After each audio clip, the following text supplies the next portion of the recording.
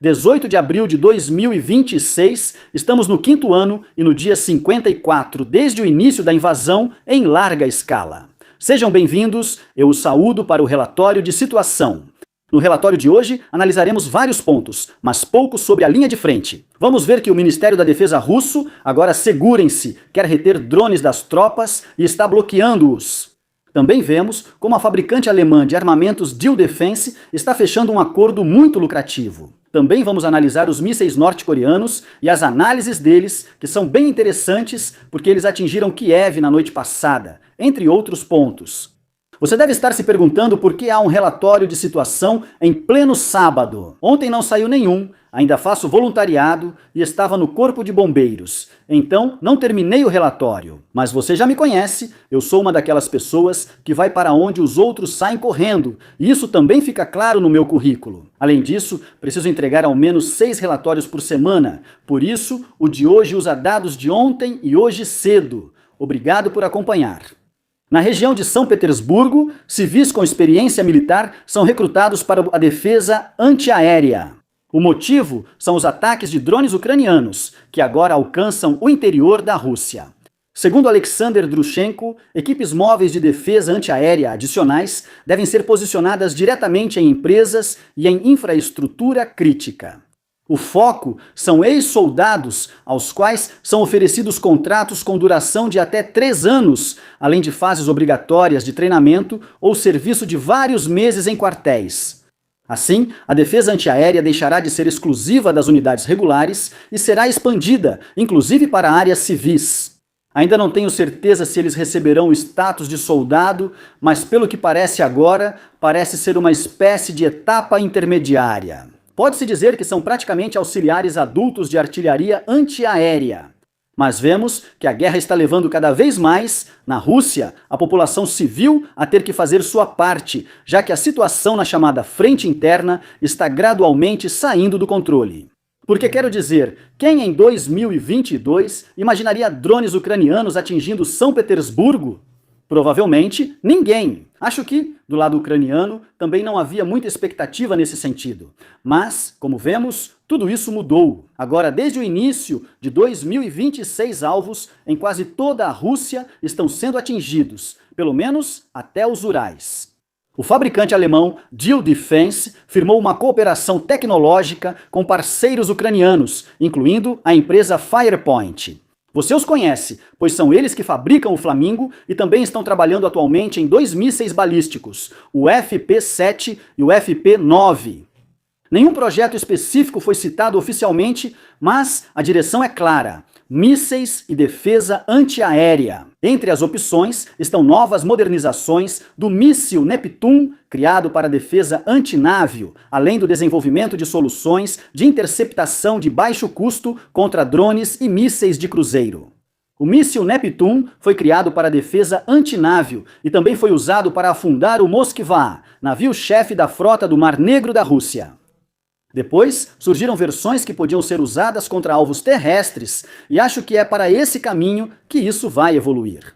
O último ponto, a defesa contra drones e mísseis de cruzeiro, é crucial, pois a defesa antiaérea é cara, e esses equipamentos são baratos, especialmente drones. É nesse contexto que o Diehl atua. Com sistemas como o IRIS-T, você já tem experiência em guiagem, aquisição de alvos e lógica de interceptação, áreas que determinam a eficiência. Já o lado ucraniano contribui com experiências de combate e inovações, especialmente em drones. Então tudo isso não é uma entrega clássica, mas sim uma união de forças. E o interessante é, se os mísseis interceptadores ficarem mais baratos sem perder desempenho, a relação de custos muda de novo.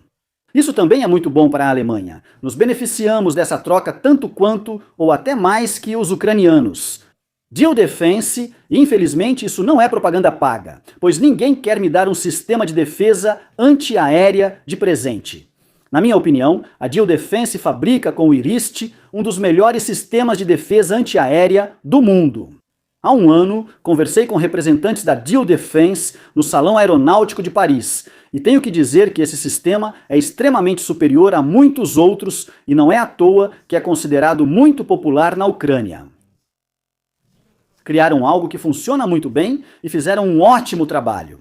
Agora, vamos ver o que conseguirão no futuro com novos conhecimentos. Deal with it realmente pode ser dito para qualquer projétil detectado por esse sistema. Veja, aqui está o cientista Robert Nickmatulin falando no Fórum Econômico de Moscou. Guarde bem o rosto dele, pois logo ele pode precisar de proteção nas janelas. Mas por quê? Vamos ouvir sobre o que ele fala em público. Que problemas nós temos? Que tipo de problemas? Aqui está um indicador, a menor renda de toda a Europa. Por quanto tempo isso pode continuar assim? Sob a liderança soviética, éramos mais pobres do que agora, mas pelo menos conseguimos construir o país. Naquela época, trabalhávamos em programas de exploração espacial e em energia nuclear. Estávamos na frente e no caminho certo. Fizemos sacrifícios por isso. Ele quer dizer que, apesar de pobres na era soviética, ao menos sabiam o motivo e os investimentos tinham resultado. E agora? Agora perdemos tudo e ainda somos os mais pobres. Até mesmo as regiões mais pobres da China têm uma renda maior do que as nossas regiões mais pobres. Como é que todos conseguem ficar calmos diante disso? Declínio populacional. Chegamos a um ponto em que a população russa diminui em 600 mil pessoas por ano. O produto interno bruto cresce desde 2015, ou seja, há 11 anos, cerca de 1,5% ao ano. Mas vocês sabem quantos preços aumentaram desde então? Aproximadamente 77%. Bom homem, ele expõe os problemas de forma clara e direta em um fórum público, e isso ainda por cima na Rússia, um país onde se vive mais seguro no térreo, principalmente quando se faz declarações desse tipo. Dentro dos círculos militares russos, cresce a crítica a uma decisão do Ministério da Defesa. Drones devem ser centralizados e retirados da infantaria, sendo atribuídos principalmente às forças de sistemas não tripulados. Um ex-piloto de drones, Andrei Filatov, descreve as possíveis consequências de forma incomumente drástica. Sua avaliação: com isso, está sendo destruído exatamente aquilo que foi construído na linha de frente sob grandes perdas. Ou seja, unidades de drones funcionando diretamente junto às tropas em combate. O problema central é a separação entre drones e infantaria. Antes, a vantagem era a integração direta dos pilotos de drones à condução do combate, menos intermediários, reações rápidas e reconhecimento imediato de alvos. Se essas capacidades agora forem transferidas para estruturas separadas, essa conexão se perde exatamente. Filatov diz que a infantaria fica cega. A partir da segunda linha, controlar drones de forma eficaz não funciona na prática. Falta de comunicação, transmissão de dados instável e perda de tempo reduzem a velocidade e o efeito. Além disso, há críticas à liderança. Alexei Krivoruchko, acusado de fortes vínculos com a indústria de armamentos, é o principal alvo das críticas. A centralização favorece grandes fabricantes e exclui pequenos desenvolvedores, técnicos de linha de frente e soluções improvisadas. Isso substituiria agora um sistema baseado em flexibilidade e inovação por um modelo mais rígido, controlado e pesado. E isso é ruim para os russos. E é exatamente aí que se fecha o ciclo com Yuri Vaganov, que apesar de não ter experiência militar, foi colocado em uma posição chave. Aqui, as críticas também partem do próprio grupo. Prioridades erradas, equipamentos ruins, queda de qualidade. O panorama resultante é explosivo. Porque uma área que se tornou crucial na linha de frente, ou seja, o combate com drones na linha de frente, está sendo reorganizada de cima para baixo e transferida para a retaguarda. E muitos daqueles que ajudaram a construir isso não veem nisso um avanço, mas sim um grande retrocesso, algo que vai doer muito para os russos agora. Porque perderam seus meios de comunicação via Starlink. Os ucranianos estão começando lentamente a lançar ofensivas e já anunciaram ofensivas maiores para 2026. A ofensiva russa está avançando muito pouco. É mais ou menos um impasse, não vemos nada. E isso já dura há mais de um mês. Na verdade, faz exatamente um mês e um dia. E não há progresso. O Donbás ainda não foi conquistado. E o que os russos sabiam fazer bem, tão bem quanto os ucranianos, era justamente construir pequenos drones FPV bem perto da linha de frente e usá-los bem na linha de frente. Porque essas pessoas sabem imediatamente o que funciona, quais contramedidas o outro lado tem, o que precisa ser melhorado, quais inovações podem ser viáveis, o que talvez não funcione tão bem, como algo pode ser aprimorado. E, acima de tudo, podiam fazer isso rapidamente em uma área onde viam os efeitos da guerra. Agora, tudo isso está sendo tirado deles. Tudo isso passará para empresas que não adquirem a experiência na linha de frente tão rápido quanto os soldados no local. Essas empresas fabricam drones possivelmente mais baratos, lucram mais e ainda podem receber subsídios do Estado. É claro que eles também não são ingênuos, eles obviamente procuram tirar o máximo de lucro disso, porque no final das contas, para eles tanto faz se a Rússia perde a guerra na Ucrânia ou não, desde que tenham ganhado dinheiro suficiente. E eles conseguiram lucrar com isso e se enriquecem dessa forma, enquanto os soldados na linha de frente agora vão enfrentar grandes problemas, já que tudo isso vai se juntar de uma vez só. A Rússia proibiu totalmente o Telegram na linha de frente. Oficiais verificam celulares e punem soldados que usam o app, segundo relatos de militares russos. O que, é claro, leva ao fato de que, especialmente no início de 2026, estamos falando de um período em que a comunicação russa na linha de frente está sendo totalmente destruída pela própria Rússia. Eles quase não conseguem se comunicar, o que é péssimo em uma guerra.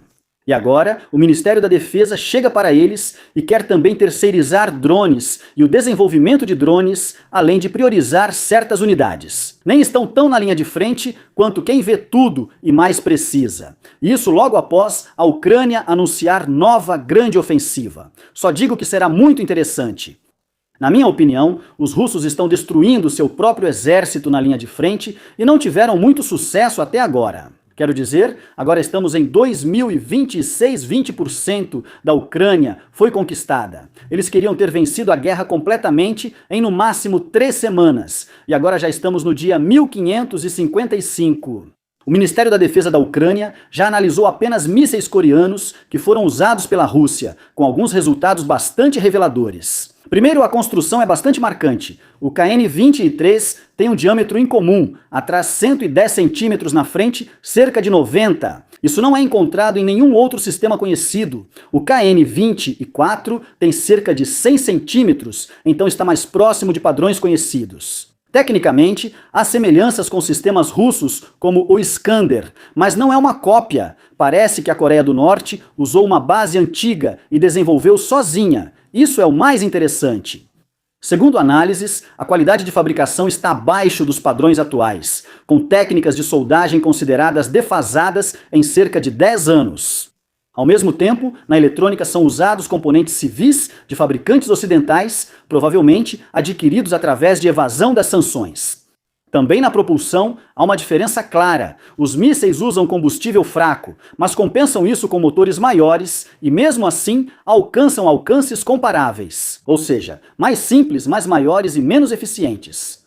Mas funcional o suficiente para atingir alvos na Ucrânia. E isso se encaixa bem em um quadro geral claro. Já havia comentado meses atrás, talvez até em 2024, que esses sistemas da Coreia do Norte acabariam surgindo no exército russo e sendo usados na Ucrânia. Agora estamos vendo isso acontecer. A análise apenas confirma o que já esperávamos. Não são tecnologias avançadas da Coreia do Norte, mas servem para substituir alguns sistemas russos. Não vemos muita diferença. Ou seja, como já conhecemos e avaliamos a tecnologia da Coreia do Norte e da Rússia, especialmente a soviética ainda em uso. Então, você pode realmente deixar de lado, por exemplo, a comparação com o que a Coreia do Norte só está fabricando hoje em dia. A Moldávia incluiu oficiais russos de alto escalão da Transnistria em sua lista de pessoas indesejadas. Já ouviu falar dessa região? Veja no mapa, vou dar um zoom rápido. Isso fica exatamente aqui. É essa área que está marcada em vermelho escuro ou vermelho claro ao fundo. Também podemos ver batalhões russos aqui, mas vamos falar deles novamente em um instante. Faixa estreita de terra no leste da Moldávia, na fronteira com a Ucrânia. Após o colapso da União Soviética, a região se separou no início dos anos 1990, com apoio das tropas russas. Desde então, há um Estado de fato, com governo e exército próprios, mas sem reconhecimento internacional e que oficialmente ainda pertence à Moldávia. A Rússia ainda mantém soldados na região, impedindo o acesso da Moldávia ao território, enquanto a Transnistria segue politicamente e militarmente dependente dela.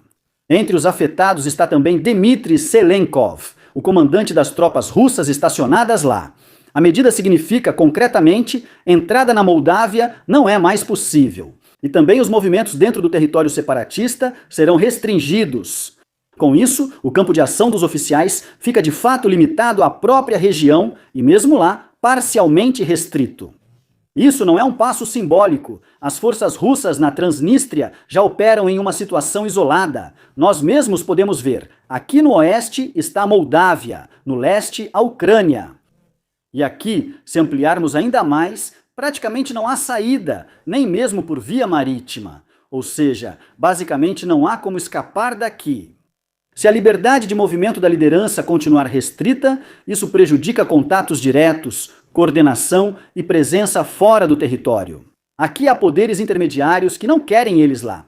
Agradeço aos assinantes, membros, a Algoi Crew e especialmente ao Tenente-Coronel Renek Silatit Feri Meyerhofer.